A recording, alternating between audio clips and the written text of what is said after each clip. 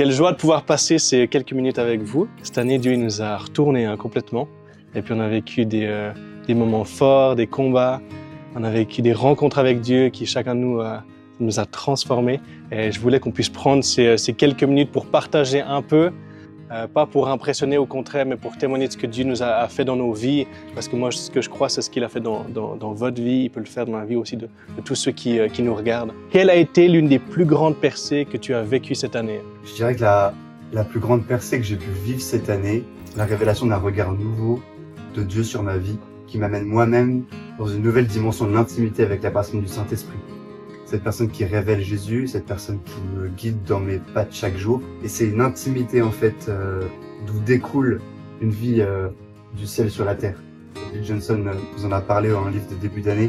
Je dirais qu'à la fois dans tout ce qui est la louange, là vraiment, ok Seigneur, qu'est-ce que tu cherches à faire dans le ciel pour le vivre? Aussi bien dans les relations, guider mes frères et sœurs dans la restauration intérieure comme je l'ai vécu. Et aussi tout ce qui peut être la guérison, la délivrance. Voilà, juste être guidé par la volonté du Seigneur et non par la mienne. Et juste me retrouver comme un instrument et non comme celui qui est la source de vie. Je dirais que c'est ça la réelle révélation que j'ai reçue. Est-ce qu'il y a un moment clé dans ta vie, dans cette année, qui a marqué cette percée? Je pense que le vrai switch qui s'est fait, c'était à la semaine de la retraite, où je me suis rendu compte que je n'étais pas aimé pour les œuvres que je faisais, mais pour qui j'étais. Amen. De là, tout va découler. Maëva, pour toi, quel a été l'un des plus grands combats que tu as traversés? Comment est-ce que tu as vu Dieu agir au milieu de cela? Je pense que tu avais fait un enseignement sur le fait d'être libre et responsable. Et je pense que dès le début de l'année, Dieu il est venu étirer et m'apprendre à être libre et responsable dans les différentes relations que j'ai eues. Et là, si je dois penser à un moment le plus dur que j'ai vécu, c'était quand j'ai vu les personnes les plus proches de moi avoir tout ce que j'ai toujours rêvé avoir dans ma vie. J'ai beaucoup eu mal, mais j'ai choisi l'honneur et j'ai choisi de pardonner. Et en fait, j'ai passé beaucoup de temps à prier pour ces personnes-là, et ce que je fais toujours. mais je crois que prier pour eux, les honorer et vraiment en fait changer d'attitude, ça a vraiment permis que mon cœur il soit plus libre et vraiment aimer la personne quand je la voyais. Et ça a duré à peu près une semaine, mais je sais que en fait en une nuit, Dieu il a fait ça et j'avais plus rien. Le lendemain, je me suis réveillée, j'avais plus rien. Je crois que c'est l'une des plus belles choses qu'il a faites cette année. Déborah, est-ce qu'il y a un moment cette année où tout a changé pour toi? Et qu'est-ce qui s'est passé un peu? Mais moi, j'ai l'impression que c'est tous les jours que tout change pour moi. Enfin, sincèrement, pour un événement plus précis, en début d'année, on a eu la semaine Ésaïe 61, et c'était une semaine qui était particulièrement compliquée parce que on aborde des sujets vraiment profonds, on aborde le sujet de la sexualité, etc. Et en fait, j'ai pu vivre une délivrance à ce moment-là, qui m'a vraiment libérée et aidée pour le reste de l'année. Je pense que c'est vraiment un élément fort. Joël, comment est-ce que ta relation à toi, elle a évolué durant cette année? C'est vrai qu'elle a totalement évolué par rapport à ce que je connaissais jusqu'à aujourd'hui. J'avais une base qui était créée et finalement en fait j'ai pu en fait me recentrer sur moi et connaître beaucoup plus ce qui était en fait la personne du Saint-Esprit et avoir cette faim et soif qui se développe à chaque fois, chaque jour, dès que je dis la parole, dès que je le loue, dès que je passe du temps en fait avec lui. Et c'est vrai qu'aujourd'hui, c'est sûr que c'est quand même un sacrifice parce qu'on choisit de prendre du temps, on choisit de mettre de côté notre vie perso, nos envies pour lui. Mais clairement, tout ce qu'on découvre à travers ça, c'est tellement grand. On a envie d'explorer encore plus en profondeur cette personne-là. Puis pour les autres, est-ce qu'il y a eu des moments aussi où vous pouvez voir, il y a une évolution, comment est-ce que ça a évolué? Il y en a qui arrivent à dire, ah ben moi j'ai commencé comme ça, puis aujourd'hui je suis là. Je pense qu'au début j'étais une personne qui avait beaucoup de mal avec la discipline avec Dieu. Prendre de mon temps après l'école et avoir cette compréhension que ma relation avec Dieu, alors oui l'école m'aidait, mais que c'était moi qui devais investir dans ma relation avec Dieu. Et donc ça a été pendant plusieurs mois, je pense les 3 premiers mois de l'école, où je me reposais sur mes acquis. En fait, à un moment, je suis arrivée à un stop où je stagnais dans ma relation avec Dieu. Et il y a vraiment eu un renouvellement dans ma compréhension du Saint-Esprit. Et c'est à partir du moment où j'ai commencé à investir en ma relation, investir dans mon lieu secret, me devenir radicale avec moi-même, avec ma chair, au lieu d'aller passer du temps en dehors avec des amis ou quoi, de rentrer et de rester avec Dieu. C'est là où j'ai vu vraiment le changement dans ma relation avec Dieu. Et puis maintenant, j'ai réussi à avoir une stabilité dans ma relation et mon intimité avec Dieu. Moi, je les ai tous vus évoluer, hein, et je les ai vus au début, même avant dans les interviews, et je vous vois aujourd'hui. Et puis c'est sûr que chez chacun, il y a un changement impressionnant hein, de tout ce que Dieu a fait. Pour vous, c'est quoi, selon vous, l'élément qui vous a le plus façonné, qui vous a le plus fait évoluer? En fait, le lieu secret, en fait. Yes. En fait, le lieu secret, c'est pas je prends du temps pour mon Dieu parce qu'il faut le prendre, mais c'est parce qu'en fait, j'ai soif et je vais à la source. Et en fait, moi, personnellement, je pense qu'on a tous vécu cette transformation dans sa gloire. Qu'il soit là ou qu'il soit pas là, de manière sensible ou non, il est là.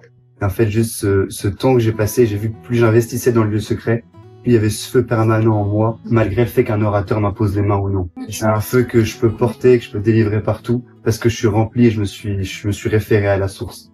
Et c'est quelque chose, en fait, que j'ai construit à Réformatio et que je peux garder dans ma vie. Et si je tiens ça, je tiens une vie de disciple, en fait. Il y a aussi l'aspect où on a été vraiment bien entouré. On a rencontré plein de monde, plein d'orateurs, plein de belles personnes. Il y a aussi le staff qui a toujours été là pour nous. Yes. Ces personnes, elles ont eu des paroles encourageantes et édifiantes.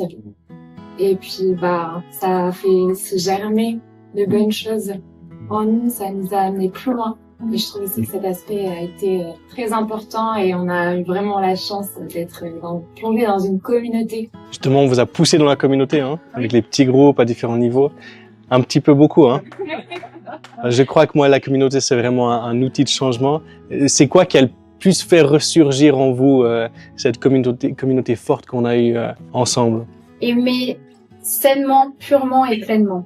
Honorer qui ils sont en Dieu plutôt que de pointer les choses qu'ils doivent travailler. Au travers de cette communauté, on apprend beaucoup de choses. Puis Marion, je vais te poser la question, qu'est-ce que toi, au travers non seulement de la communauté, mais aussi de cette école, qu'est-ce que tu as découvert le plus sur toi-même? Que je peux avoir beaucoup de douceur, de patience. Et puis en fait, que le Seigneur, il pouvait embellir le caractère sans qu'on s'en rende compte. Amen. Qu'il est dans tous les détails, qui rend toute chose merveilleuse. Est-ce que toi, il y a une rencontre avec Dieu qui a changé ton année? Quand j'attendais pas cette guérison et qu'il m'a dit, voilà, tu jettes ton attelle et que, à ce moment-là, je me dis, il y a personne qui a prié pour moi, je l'ai même pas prié pour moi-même. C'est lui qui m'a dit, tu fais ça et je vais te guérir, en fait, je vais te bénir. Et j'ai été touchée et là, j'ai eu un cœur plus ouvert à Dieu encore plus. Est-ce qu'il y a un moment dans la vie de quelqu'un ici, dans la louange, dans la prière ou dans le lieu secret, avec Dieu qui t'a profondément marqué, dans les temps qu'on a eu aussi, dans les temps de louange qu'on a eu à Réformatio? C'était la dernière journée. En fait, j'ai toujours cru depuis que je suis née de nouveau que Dieu avait placé un appel spécifique sur ma vie. Et en fait, c'est parce que les gens ils disaient ça et moi je savais pas encore, mais les gens ils disaient ça. Et du coup, j'ai cru ça. En fait, ce jour-là, il est venu et Jésus, la vérité, s'est révélé à moi. Il est venu transpercer en fait tout ce que j'ai toujours cru et il est venu dire ce que lui il avait pour moi. Et en fait j'étais bouleversée et j'arrivais pas à croire ce qu'il me disait. J'étais juste c'est vrai. c'est toujours ce que j'ai voulu, mais c'est trop bien genre que tu puisses venir et juste me dire que c'est vraiment ça et que je me suis pas trompée en fait. C'est parce que les gens ils pensent. C'est ce que toi tu me dis qui est vrai. Et ça m'a beaucoup affecté en fait, le fait qu'ils viennent à chaque fois pendant les louanges et dire la vérité sur ce que j'ai toujours cru et renouveler mon intelligence. Réformatio, c'est une année de transformation, c'est une année où on laisse beaucoup de choses. Puis Tommy, est-ce que toi, tu arriverais à me dire qu'est-ce que Dieu t'a demandé d'abandonner, de remettre entre ses mains cette année, puis comment ça s'est passé? C'est en octobre, justement en octobre, alors que je m'entretenais avec Pasteur Tim. Je lui faisais part de certains de mes problèmes, certains de mes combats.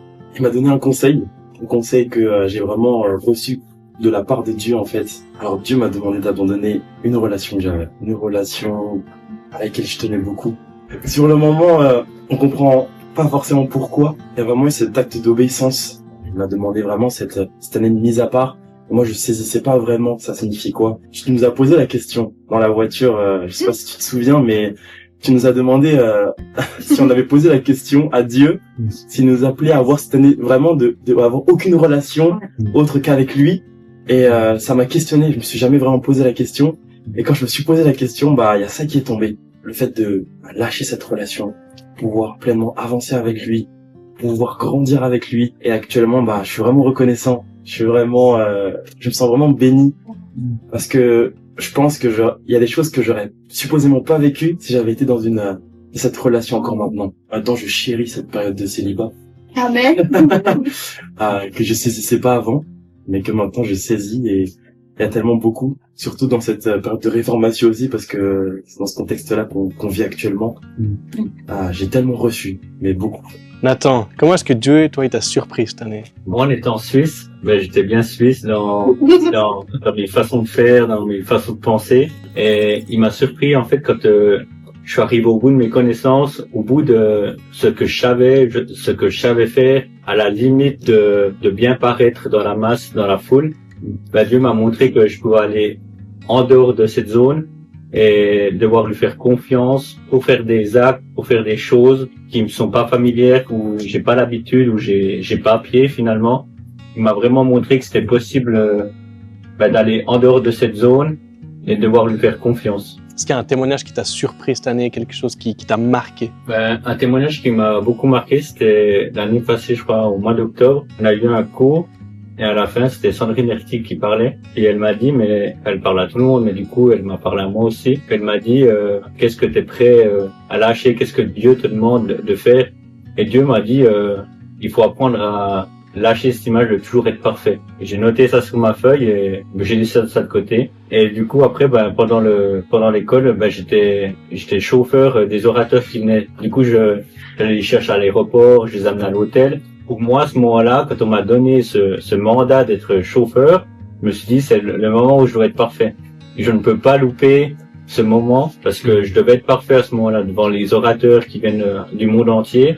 Je devais être parfait. Ça arrivait plusieurs fois que je me trompe de route, que je vais à droite à gauche, j'ai dû faire des demi-tours sur route. Puis l'orateur, il me disait, non, c'est là-bas. Puis j'étais là, en fait, c'est là-bas. Puis j'ai fait faux, quoi. Et du coup, ça m'arrivait plusieurs fois. Puis j'étais un peu stressé, quoi. J'étais au début. En plus, je devais parler dans une langue qui n'est pas la mienne. Aussi, le dernier jour, quand j'ai ramené une oratrice à l'aéroport, j'ai pris une route en contresens. Et en fait, il y a la sécurité qui est arrivée, qui m'a posé plein de questions. Puis elle était en train de prier pour moi. En même temps que la sécurité me parlait. J'étais vraiment entre la sécurité qui est une autorité et l'oratrice qui prie pour moi qui est une autorité aussi. Et du coup, j'étais vraiment au milieu et je savais plus quoi dire. J'étais vraiment perdu. Finalement, j'ai avoué à la sécurité que j'avais fait une erreur, que j'avais pris une route à contresens. Et du coup, il m'a dit, c'est bon, monsieur, vous pouvez y aller. Waouh. Du coup, l'oratrice est partie à l'aéroport, elle allait prendre son avion. Et à ce moment-là, Dieu m'a dit, tu vois, t'as réussi. Ça n'a pas été parfait, mais t'as réussi. Et c'est vraiment quelque chose qui m'a marqué, en tout cas. S'il y en a d'autres, vous avez un témoignage qui vous a marqué cette année? Moi, c'est par rapport à l'évangélisation dans les rues. De base, c'est quelque chose que je redoutais énormément, de comment ils pouvaient recevoir la parole de Dieu, puis du coup, ça venait me chercher dans mon perfectionnisme. Une fois, un orateur qui était venu dans la semaine d'évangélisation nous avait dit, mais nous avait donné le passage biblique qui disait, Dieu si vous avez honte de moi, j'aurai honte de vous. Et en fait, ça m'a tellement marqué que ensuite on devait sortir dans les rues, puis j'étais accompagnée de Charles. Puis avec Charles, on se donnait des petits défis. Bon, la première fois, tu dois juste donner un compliment. La deuxième fois, tu dois la bénir. Puis ok, la troisième fois, tu parles de Jésus. Et puis la quatrième fois, il m'a demandé de avoir soit une parole prophétique ou une parole de connaissance pour une personne. Puis je marche dans la rue avec Charles, puis on voit une femme qui est assise sur le banc.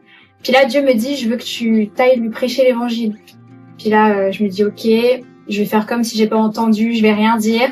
Puis là, je marche, je fais deux pas, puis il y a Charles qui me dit, je crois qu'il faut que t'ailles parler à cette dame. Et puis, je me dis, oh non, mais c'est pas vrai. Je dis, ah ouais, tu penses? Ok, bon, je vais demander une parole à Dieu, puis je m'arrête. J'attends, puis en même temps, je vois qu'elle est assise sur un banc pour attendre le bus. Donc, gentiment, je prie pour que le bus passe, mais il passe pas. Et là, Dieu me dit, il faut que tu lui parles de sa maman. Puis du coup, on passe devant elle, puis moi je me dis ok, je vais continuer la route comme si je l'ai pas vue. Puis du coup, Charles s'arrête devant elle. Et puis du coup, je suis mise devant le fait accompli. Puis je la regarde, puis elle avait ses écouteurs en plus. Donc je me dis purée, je vais pas envie de la déranger ou quoi. Et en fait, je commençais à lui parler. Et je lui dis écoute, je crois que t'es une femme créative, je crois que je suis désolée, je suis croyante et je pense que Dieu il t'appelle dans tout ce qui est des arts. Je sais pas si ça te parle, je sais que ça peut paraître un petit peu fou, mais moi je crois que Dieu parle et qu'il veut te dire que t'es sa fille bien-aimée et qu'il t'aime. Et la femme a été tellement touchée et en fait elle nous a encouragés en nous disant écoutez je suis pas chrétienne mais je vous encourage à continuer ce que vous faites et sachez que vous m'avez touchée. Puis quand je pensais que c'était terminé, Charles il donne une parole, puis là Dieu me rappelle Jade, je t'ai demandé de lui parler de sa maman. Alors je lui dis excuse-moi, c'est un petit peu dérangeant, mais est-ce que tu as des problèmes avec ta maman? Je sens qu'il y a peut-être une relation qui est un petit peu conflictuelle, mais Dieu je crois qu'il veut venir réparer ça. Puis elle était un peu sous le choc, puis à la fois touchée, puis elle m'a dit oui, c'est vrai que j'ai des relations très conflictuelles avec ma maman. Et puis ensuite on lui a proposé la prière qu'elle a acceptée. Et juste après son bus est venu, puis j'ai eu le temps de lui donner une carte où c'était écrit qu'elle était précieuse et que Dieu l'aimait. Amen. Et je crois que c'est un des choses qui m'a le plus étiré dans l'évangélisation. Est-ce qu'il y en a qu'on fait quelque chose cette année que vous auriez jamais pensé faire, Evie? Cette année, c'est vrai qu'il y a eu pas mal de défis, de challenges. D'ailleurs, c'était ce que je désirais. En venant ici, je désirais être challengée. Et en même temps, j'avais aussi un peu peur de ça. Je me souviens avoir été challengée, notamment des staffs qui me demandaient d'aller prophétiser directement en face des autres, sans temps forcément de préparation ou quoi que ce soit, mais de me retrouver vraiment face à la personne et de devoir écouter le Saint-Esprit et retransmettre ce qu'il avait à dire à cette personne. Et ouais, ça c'était très challengeant. J'avais la peur de faire faux, mais en fait, vu que ça a été activé plusieurs fois au cours du temps, j'ai pu prendre confiance en l'esprit, en ce qu'il me disait, puis passer au-delà de cette peur, et puis tout simplement laisser faire confiance. Et franchement, c'était cool de challenger comme ça. Et ouais, aussi dans d'autres choses, juste par exemple l'idée la louange et aller évangéliser dans les rues. C'était vraiment pas évident pour moi, mais la même chose a été travaillée. C'est vraiment ma confiance dans le Saint-Esprit et le fait juste de croire qu'il veuille m'utiliser pour toucher les personnes et juste répandre son amour. Donc ouais, ça c'est des choses dont j'avais particulièrement peur, mais que je désirais, et puis ça a pas loupé cette année. C'est bien. Il y en a combien qui ont pris des risques cette année? Ok, tout le monde. C'est quoi le plus gros risque que vous avez pris? Parce que déjà, il m'a donné l'audace de le faire. L'envie et le plaisir aussi. Et puis, je voyais qu'il développait une compassion encore plus forte. Et donc, les gens étaient touchés par la compassion. Et les autres, le plus grand risque que vous avez pris? Ça me faisait penser, je pense qu'on a tous été tirés dehors, dans la prière, on a tous sauté dans le bain. Et je pense que la plus grosse prise de risque que j'ai fait, c'est de m'affronter moi-même, en fait. Rentrer à la formation, et dire, ok, Charles, où est-ce que t'en es dans ta vie? Est-ce que t'as à régler? Où est-ce que t'es blessé? Qu'est-ce qu'il faut que tu traites? T'as eu la grâce de faire des sozos, pour faire des entretiens avec toi, Jérémy, Tim et d'autres. Je pense que c'est là où j'ai eu le plus de fruits cette année. Enfin, en tout cas, des fruits que je considère réellement. Et c'est ce qui a été le plus dur. Yes, c'est le plus dur. Le caractère, ouais.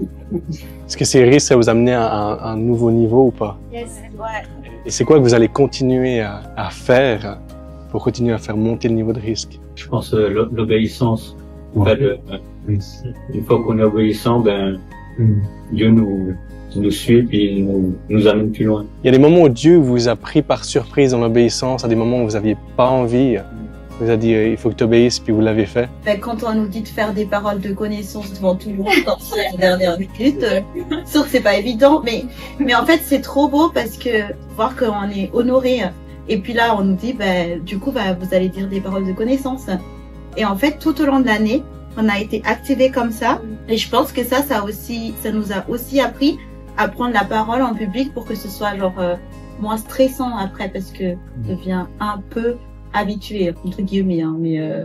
Par rapport à l'obéissance, il y a un témoignage financier que j'avais vécu où j'avais reçu une somme d'argent d'une mission d'intérim que j'avais pas faite, et du coup j'avais gardé l'argent sur mon compte pendant une semaine et demie, mais sans y toucher. Puis je questionnais Dieu sur qu'est-ce qu'il voulait que je fasse. Puis le jeudi, il me dit écoute Jade, je veux que tu appelles l'intérim et que tu leur dises que tu as reçu de l'argent et que tu souhaites leur rendre, alors que j'étais dans le besoin de cet argent, puis que voilà. Et après je me suis vraiment dit ok, Dieu il va pas bénir quelque chose qui n'est pas juste.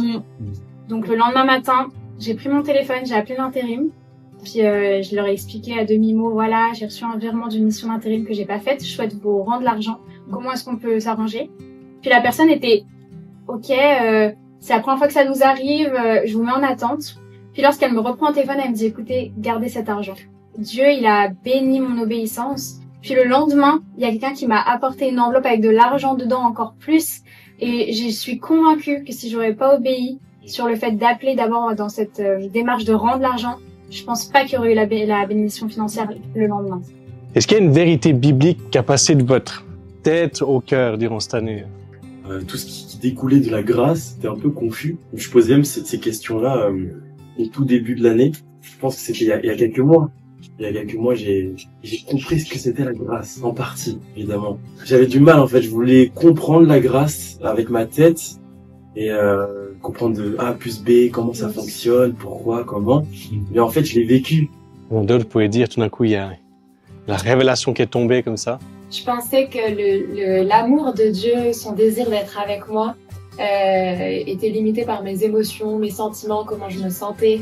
Si je me sentais mal, si je pensais avoir fait quelque chose de mal, j'avais cette culpabilité et je pensais que peut-être que ça limitait Dieu dans son désir d'être avec moi et de s'approcher de moi. Et en fait, ça a vraiment été brisé, ce mensonge a été brisé. Et notamment quand on a été enseigné sur le cœur orphelin. Et aujourd'hui, je me sens vraiment libre. Là-dessus, je sais que je peux aller dans le lieu secret. Je sais que je peux m'approcher de lui en étant libérée de ça.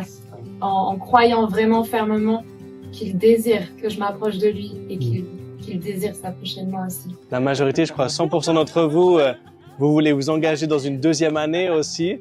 Donc, Dieu vous a parlé dans quelle direction, quelles sont les choses qu'il a posées sur votre vie, Joël? À la base, c'était pas prévu que je fasse la seconde année. Et c'est vraiment, en fait, le Saint-Esprit qui m'a poussé à y aller et à prendre confiance en moi parce que j'avais certaines choses aussi qui me retenaient et puis en fait, le Saint-Esprit qui me disait, mais Joël, vas-y. Et c'est vrai que ça a été un choix de lâcher ces choses-là. Wow. Pour être 100% libre pour lui. Et à partir de là, j'ai su que, en fait, c'est plus moi qui vis, c'est qu'est-ce que l'on. Est-ce qu'il y en a qui ont reçu une direction pour votre vie? En fait, moi, la première fois que je suis venue dans cette église, je me suis assise au fond et je regardais l'église et puis Dieu m'a dit c'est ta maison et je crois que c'est la première fois que dans une église je peux considérer que c'est ma maison. Et puis comme je l'ai dit tout à l'heure, en fait Dieu il m'a redirigé sur ce qu'il avait prévu pour moi et en fait tout était clair. Maintenant, tout est clair. Genre, je sais où que je vais faire la deuxième année, malgré les petits challenges. Mais je sais que Dieu est bon et qu'il est fidèle et c'est le Dieu de la victoire. Amen. Il y en a d'autres qui ont reçu une direction pour leur vie. Ouais, dans mon parcours, je suis un peu perdu. Je sais que Dieu, il nous appelle tous. À un moment, on donne notre vie. Moi, personnellement, d'un contexte culturel, religieux, d'une religion. Je suis un peu perdu, on sort tous du cadre à notre manière. Et vraiment, en faisant la formation, je savais qu'il m'y amenait. Et comme une lampe à mes pieds, je sais à une saison près. En arrivant à la formation, j'ai vraiment été surpris lorsqu'on a fait notre jeûne là en janvier. La première fois qu'on a tous été étirés, je pense, dans le coup. À la fin du jeûne, Dieu qui me reprend et qui me dit, Charles, tu restes l'année prochaine à la formation. Je dis, mais c'est impossible, il y a rien qui est cohérent dans ce que tu dis. Et là, du coup, il y a cette notion d'obéissance, de dire, ok, je te dis oui. Et là, il y a des portes qui sont ouvertes dans tous les sens. Les portes sont venues à moi. Wow. Et en fait, j'entrevois une place que Dieu me donne dans l'église, en fait. Là où je voyais pas ma place. Moi, on est appelé à être pasteur dans notre église, on sait qu'on va être pasteur. Et si on t'appelle à être numéro 2 dans un alphabet, il y a pas de place, quoi. Et là, en fait, j'entrevois une place, en fait, que Dieu pourrait me donner, en fait. Et s'il m'a appelé, c'est pas pour rien. Et c'est vraiment un Dieu fidèle. Amen. Et donc, je suis vraiment reconnaissant de sa bonté, de sa précision, toujours autant juste. Tu disais, Maëva, Dieu de la victoire. Direction précise, ça s'affine, mais on est aussi béni aussi par tous les intervenants qui viennent prier pour nous. Et vraiment, il nous donne des paroles précises, il nous partage ce qu'il porte aussi. Ouais. Et je pense qu'on a tous pu être plus ou moins aiguisés et notre appel a pu s'éclaircir. Dieu, il m'a pas donné une direction, m'a pas dit, tu vas comme ça. En fait, je suis quelqu'un qui aime bien contrôler les choses et j'ai du mal à lâcher prise. J'aime bien le contrôle, savoir qu'est-ce qui peut se passer après, avec qui je fais les choses. Et Dieu me montre un peu par étapes. Il y a des opportunités qui viennent, mais c'est pas trop longtemps à l'avance. C'est que j'y vais pas après pas et en chemin, il me montre les choses. Bon. Je sais que s'il me montre trop à l'avance, j'aurais déjà fait tout mon plan à moi. Et en fait, il aura pas la possibilité d'agir. Et je sais qu'il me montre les choses pas les unes après les autres, justement pour pas que je planifie trop, comme j'ai l'habitude de faire, dans le but de lâcher prise. Ouais. En un mot ou une phrase, comment est-ce que tu décrirais ce que Dieu a fait en toi cette année? Transformation. Édification. Ouais. Une année de grâce. Moi, je dirais une confiance. Des révélations. Moi, je dirais, ouais, transformation aussi. Bouleversement. Je dirais identité. Et si tu pouvais parler à quelqu'un qui hésite à faire cette école, qu'est-ce que tu aimerais lui dire? Je crois que donner une année pour Dieu, c'est la meilleure chose qu'on puisse lui offrir comme sacrifice, parce qu'on est appelé à des sacrifices vivants.